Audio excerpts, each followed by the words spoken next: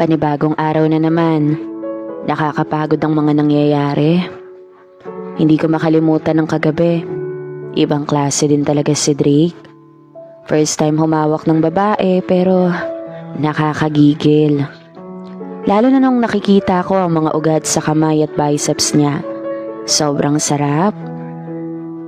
Wala naman akong pake kung V o hindi because I can handle it. Kaya kong magpaligaya at lumigaya kahit ako lang ang gumagalaw. Maaga akong gumising. Alas 8 pa lang ng umaga ay nakapag-ayos na ako at tumutulong ng maghanda ng pagkain.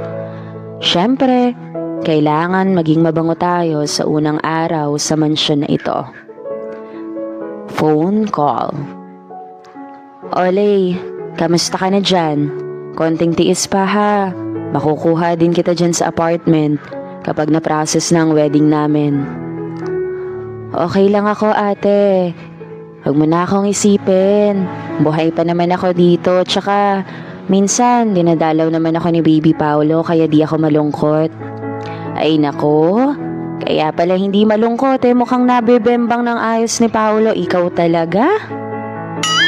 Sige na, nag-aasikaso pa ako dito mag-iingat ka dyan.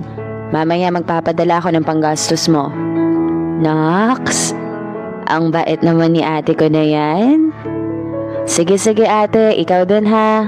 Ingat ka dyan. Kailangan pa ng konting tiis, Lay. Makukuha din kita at makakasama sa malaking mansyon na ito. Habang nag-aayos ako ng lamesa, inaaninagan kong pababa na si Drake. Napaka-pogi niya sa suot niyang polo. Mukhang papasok na siya sa trabaho.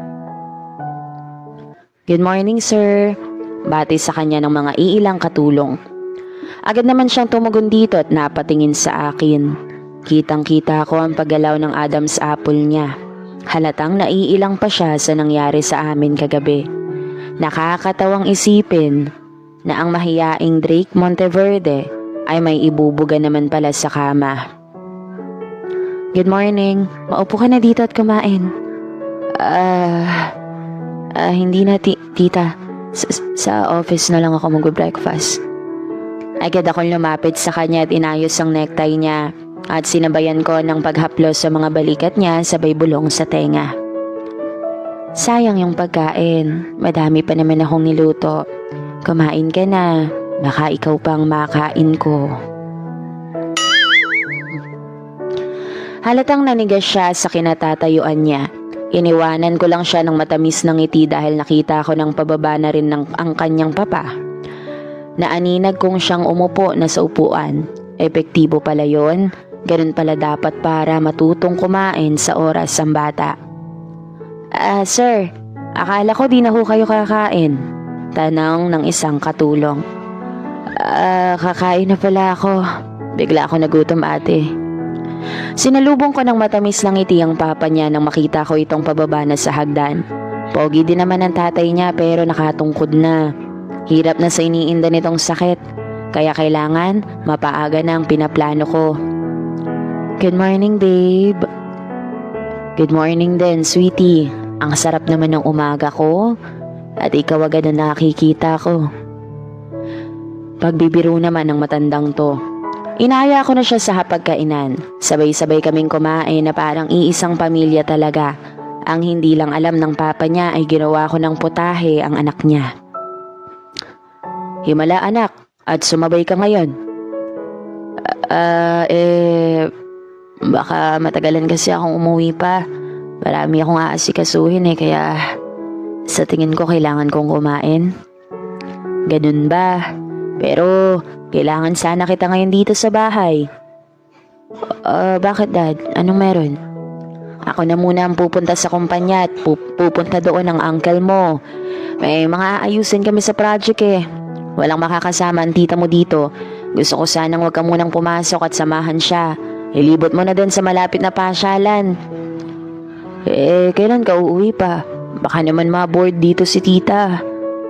Baka bukas pa anak. Maraming dalang papers si uncle mo kaya mukhang matatagalan pa kami. Isasama ko doon ang isang katulong natin para may mag-asikaso sa akin. Yung katulong na isa ay mag-off. Marunong naman magluto ang tita mo kaya huwag ka mag-alala. Nakikinig lang ako sa usapan ng mag-ama. Nakikita ko ang pangangatog ni Drake dahil siguro sa kami lang ang maiiwan sa bahay. Habang kumakain, dahan-dahan kong iniangat ang legs ko sa hita ni Drake. Kitang-kita ko ang pagkabigla niya na tila hindi niya na maisubo ang kinakain niya. Babe, hindi ba ako pwedeng sumama?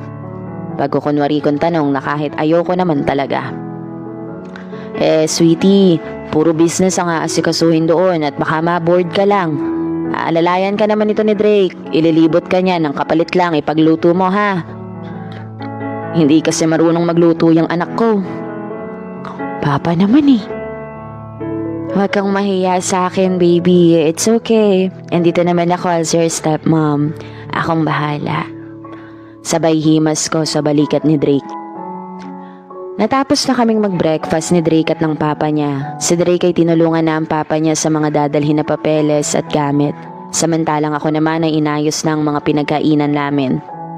Napansin kong pasulyap-sulyap si Drake sa akin. Hindi mo na ba matiis na antaying umalis ang papa mo? Natatawang pag-iisip ko. Dumating na ang oras ng pag-alis ng kanyang papa. 4:00 ng hapon ang biyahe para hindi matraffic. Nagpaalam na si Drake pati na din ako. Si Drake na ang nagsara ng gate dahil wala naman kaming kasama dito na kahit sino. Ako naman ay pumunta sa kusina upang mag-bake ng merienda. Agad kong inaya si Drake sa kusina para maturuan magluto. Tuturuan kitang mag-bake. Tsaka na ang mga ulam sa baking ka muna para madali na lang sa'yo kapag ulam na ang aaralin mo. Nakita ko naman na nakikinig siya sa akin at nasusundan naman niya ang mga ginagawa ko. Ang bawat paglamas niya sa dough ay nai-imagine ko ang paglamas niya sa... Nakikita ko naman ang mga mauugat niyang kamay. Nagpatuloy ang pagluluto namin at nakikita ko nag-e-enjoy siya sa ginagawa niya. Habang naglalagay na siya ng toppings ay nasanggi niya ang gatas na nasa gilid niya. Agad itong natapon sa suot niyang polo. Ay shit, sayang yung gatas. Kailangan pa ba natin yan dito? Oo sana. Pero hayaan mo na, yung gatas mo na lang. Aha? Inalalayan ko siyang tanggalin ang polo niya since madumi ang mga kamay niya. Habang pa isa-isa kong tinatanggal ang mga botones sa polo, kitang-kita ko ang tagaktak ng pawis niya at paglunok niya. Malamig naman, pero pawis na pawis ka. Hindi niya ako pinansin at ipinagpatuloy ang ginagawa niya sa tinapay. Nung isasalang na niya ang mga nagawa namin ay bahagya akong lumiyad or tumuwad para madikit ang dapat madikit sa likod ko. Tinuloy ni Drake ang pagsalang ng tinapay. Kumuha siya ng tubig at inalok ako na halatadong init na ang binatang ito. Ayoko ng water eh. Ang gusto ko sana... Lumapit ako sa kanya. Habang siya naman ay papalayo hanggang sa maupo na siya sa may sofa. Ayaw mo na bang maulit yung kagabi, Drake? Hindi siya nakasagot sa mga tanong ko hanggang saan naabot ang pagpapakipot mo sa akin, Drake Monteverde.